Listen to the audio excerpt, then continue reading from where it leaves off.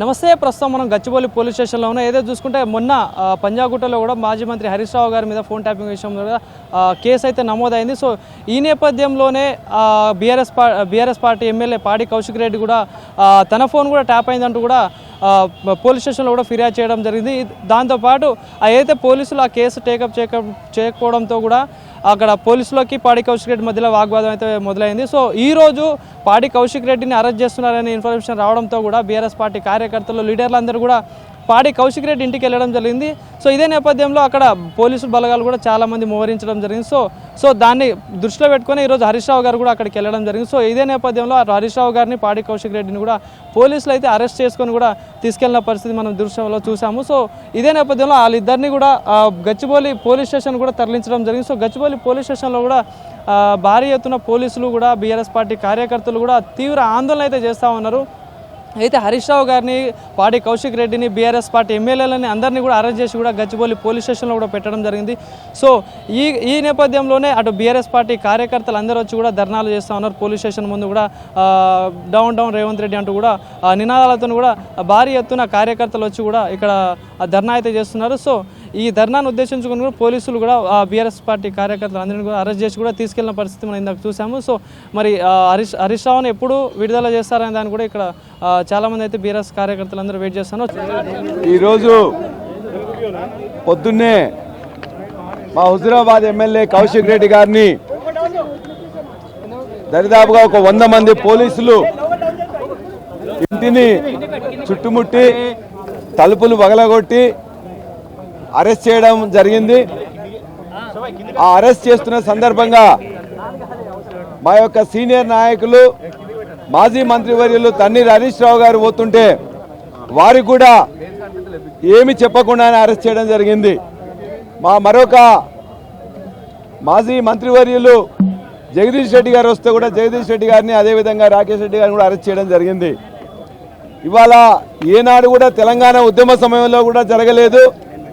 ఇవాళ అరెస్ట్ చేస్తే ఎందుకు అరెస్ట్ చేసినారు అని చెప్పేసి కూడా ఇప్పటి వరకు కౌశిక్ రెడ్డి గారి భార్యకు కానీ వారి యొక్క కుటుంబ సభ్యులకు కానీ చెప్పలేదు.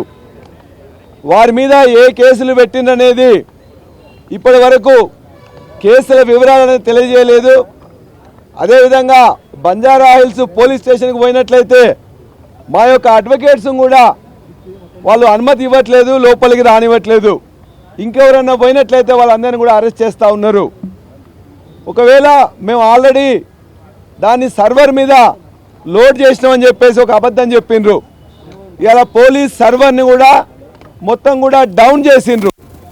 అంటే కనీస ధర్మం పాటించకుండా, చట్టం యొక్క మొత్తం కూడా రూల్స్ అనేవి పాటించకుండా ఇలా ఒక ఎమ్మెల్యేగా ఉన్న కౌశిక్ రెడ్డిని ఏ కారణాలు లేకుండా అరెస్ట్ చేయడం, వాళ్ళ యొక్క కుటుంబ సభ్యులకు కూడా తెలియజేయకపోవడం, ఇవాళ ఛార్జ్ షీట్ ఏమేస్తున్నారు, ఎఫ్ఐఆర్లో ఏం చేస్తున్నారనే విషయాన్ని కూడా ఏం కేసులు పెడుతున్నది కూడా చెప్పకపోవడం అనేది చాలా దుర్మార్గం. చెప్పకపోవడమే కాకుండా ఇవాళ మొత్తం రాష్ట్రంలో ఉండే పోలీస్ సర్వర్ని డౌన్ చేసిండ్రు. అంటే ఈ విధంగా తెలంగాణ ఉద్యమం జరిగిన 14 సంవత్సరాల్లో కూడా ఏనాడు కూడా వలసవాదులు వాళ్ళు కూడా చేయలేదు. ఇంత దుర్మార్గంగా కేసులు పెట్టే తెలియకుండా, కుటుంబ సభ్యులకు తెలియజేయకుండా ఇవాళ ఒకవైపున మావోయిస్టులను ఎన్కౌంటర్లు చేస్తుంటే ఏ విధంగా ఇవాళ ఈ యొక్క పోలీస్ చేస్తున్నారో, ఇక్కడున్న నాయకులను అరెస్ట్ చేసే దాంట్లో కూడా అదే విధంగా చేస్తున్నారు. చాలా దుర్మార్గం. ఇవాళ పోలీస్ యంత్రాంగాన్ని కూడా మేము ఖచ్చితంగా తెలియజేయదలుచుకున్నాం. మీరు చట్టబద్ధంగా ప్రవర్తించండి. అరెస్ట్ చేస్తే కారణాలు చూపండి. ఏ ఎఫ్ఐఆర్లో చేస్తుందో ఎఫ్ఐఆర్ ఇవ్వాల్సిన ధర్మం ఉంటుంది. ఇవాళ మీరందరూ కూడా పనిచేస్తున్నది ప్రభుత్వ ఆఫీసర్లుగా పనిచేస్తున్నారు.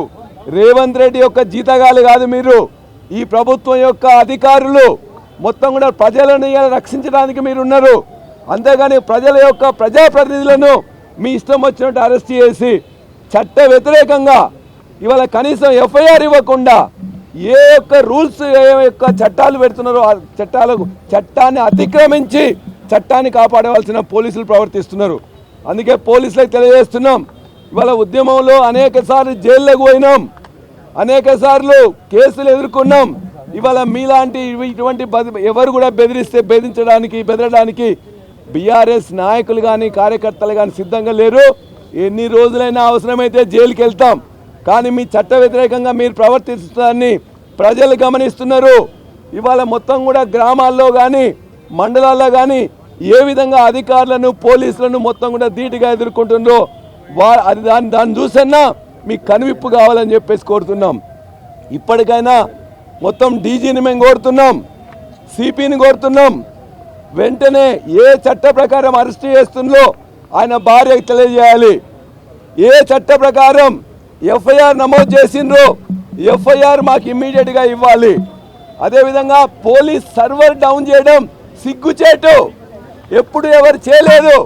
కాబట్టి సర్వర్ డౌన్ చేసి ఇవాళ మమ్మల్ని అరెస్ట్ చేయడానికి అని చెప్పేసి వచ్చిన హరీష్ రావు గారిని కానీ జగదీష్ రెడ్డి గారిని కానీ ఇతర ఎమ్మెల్యేలు ఎమ్మెల్సీలను కానీ మా యొక్క ప్రతిపక్ష నాయకుని కానీ ఇవాళ అవమానకరంగా చట్ట వ్యతిరేకంగా చేస్తున్న దాన్ని ఖండిస్తున్నాం. ఖచ్చితంగా దీనికి ప్రజల దగ్గర నుంచి సమాధానం దొరుకుతుంది.